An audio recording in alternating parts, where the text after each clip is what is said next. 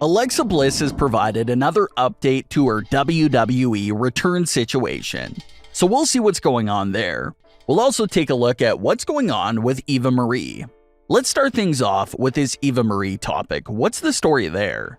Well, Doudrop was recently interviewed by Sean Ross, and one of the topics that came up was the former WWE superstar Eva Marie. WWE signed Eva Marie back to the company a while back, but she didn't return to television right away because creative had nothing for her. Plans for Eva Marie were finally made in mid-2021, and that's when her return became official and started getting teasers. Eva's new story was that she left WWE and became a big star. She was back to help create new stars and show some of the new women how to be a big star like her. So everyone figured that she'll be in a more manager role, but that wasn't exactly the case. Instead of technically being a manager, Eva Marie basically brought Doudrop into the main roster scene to do the dirty work for her, but still take all the credit from Doudrop.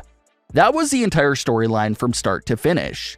And after the completion of the Alexa Bliss versus Eva Marie story, we saw a few Eva and Doudrop matches before Eva Marie was never used again and later released. A lot of fans say, well, what was the point of Eva's second run? All she did was feud with Alexa Bliss and then get released. And that's true. Everyone thought Eva's second run would have played a bit more of a significant role, but one good thing that did come from Eva's run was of course Doudrop herself. Pairing up with Doudrop with a familiar face like Eva Marie and having her play a role in that story with Alexa Bliss really helped put Doudrop on the map. Doudrop would continue to have great success and even made it to the title picture for a story with Becky Lynch. So during this interview, Doudrop was asked about everything related to Eva Marie and had this to say, quote, "It was scary to be honest, but she's the nicest, sweetest person I've ever met in my life. I miss her so much. I loved having her. I loved being with her. She was like my big sister. She taught me so much about the company and how everything works. I felt like a kid gone off to school for the first time. It's like, Mom, come back." But it was necessary, I think, for me to stand on my own 2 feet and gain the confidence to end up where we are now, end quote.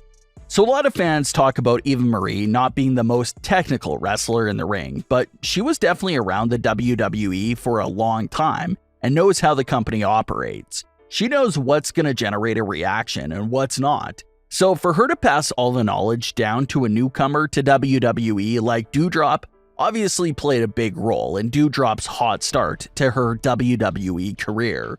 Will Doudrop ever get her wish of Eva Marie returning to WWE? We'll have to see if that's the case in the future. So by now, everyone is well aware of how nonsensical Alexa Bliss's Elimination Chamber return appeared to be. For someone like Alexa Bliss to be built up for weeks, return, lose, and then disappear was definitely not what fans expected to see at all. Fans had been voicing their frustration ever since that event, but it appears that Alexa is also voicing her frustration through some subtle tweets every now and then. One fan responded to one of Alexa's recent tweets by just telling her to come back to WWE already. Alexa responded by saying that it's not up to her with a shrugging emoji. So following Alexa's crazy and sudden disappearance, everyone was wondering what happened. Did she get hurt at Elimination Chamber? Did something go wrong? Did plans fall through? Then you had other sarcastic fans that responded to Alexa's tweet by telling her to wait it out and let it play out, which of course was the same thing she said to fans during the early weeks of the therapy sessions.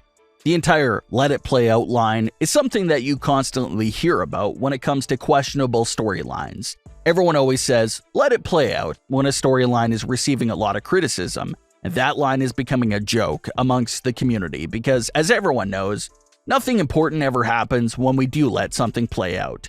Retribution, Mandy and Otis, WWE Hacker, Alexa and Bray, The Fiend are all some examples of things that everyone said, let it play out, and nothing happened in all of those cases. So that's the backstory here behind that sarcastic line. But telling by everything Alexa Bliss has been saying after Elimination Chamber, it sounds like she's fully healthy and ready to go. This absence isn't on her anymore. This is a WWE creative issue. Alexa's line of "it's not up to me" sorta implies that there isn't anything she can do on her behalf to speed up her return. It's all in WWE's hands now. And like we mentioned in all previous Alexa Bliss updates, we're going on nearly 2 years now of waiting for WWE to do something really significant with this new version of Alexa Bliss. But it has yet to take place. Like we briefly touched on before, the Raw after WrestleMania seems to be the ideal spot for Alexa Bliss's return. She's not on TV right now because she's obviously not a part of the WrestleMania card. So all of this TV time needs to go to those WrestleMania feuds. That's understandable. But after WrestleMania itself, we should definitely see Alexa Bliss. The only way to make any sense out of Alexa's Elimination Chamber return is for her to confront the new champion, Bianca Belair, on the Raw after WrestleMania. That's really the only way you can tie that pointless return back into Alexa's story and give her motive to go after Bianca Belair. But remember, all of these Alexa recent appearances have been pinfall losses. She went from being not pinned in over a year to getting pinned by Charlotte, pinned by Bianca, and hasn't had any sort of victory since fall 2021.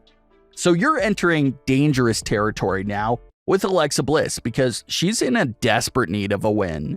If she comes back for Bianca Belair after WrestleMania, only to be easily handled and defeated by Bianca, then that's going to be a problem. Where do you really take Alexa now, coming off all 3 big losses in a row? That's a scary thought. So if Alexa has no real shot at defeating whoever the champion is after WrestleMania, then maybe it'll be a good idea to keep her away and protect her from that loss for a bit.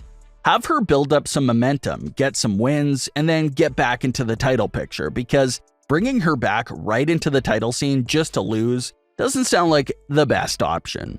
So is there still hype around Alexa Bliss's return? Of course there is. Everyone can't wait to see her back on television. The only scary part that makes fans feel a bit uneasy about her return is the creative plans. What direction is WWE going to take her in?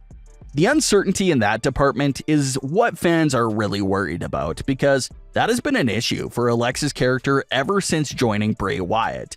They really stretched out and completely butchered the Alexa Bliss and Randy Orton storyline.